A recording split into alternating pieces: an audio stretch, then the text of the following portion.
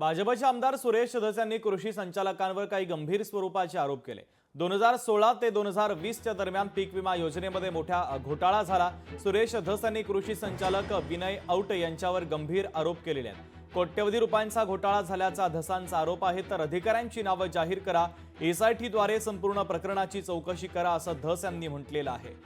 तर 20 वर्ष एखादा अधिकारी एकाच ठिकाणी कसा काम करतो, अधिकाऱ्यांना घोटाळ्याचे पैसे मिळतात असा गंभीर आरोपही सुरेश धस यांनी केला। तर भ्रष्टाचारावर पांघरुण घालण्याचं काम सध्या सुरू आहे असं धस यांनी म्हटलेलं आहे। विनय आवटे हा गेली 20 वर्षापासून कृषी आयुक्तालयातच गरगर त्या ठिकाणी फिरतो। अनेक शेतकऱ्यांना विमा सुद्धा त्या ठिकाणी मिळालेला नाही, म्हणून त्याच्यावरती 302 सारखं कलम सुद्धा लागू शकतं चौकशी जर केली तर।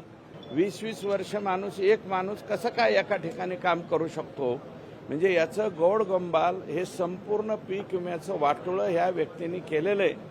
त्याच्यामुळे याची चौकशी झाली पाहिजे, अशा प्रकारची माझी मागणी। दरम्यान भाजपचे आमदार सुरेश धस यांनी विनय औटे यांच्यावर गंभीर स्वरूपाचे आरोप केलेले आहेत।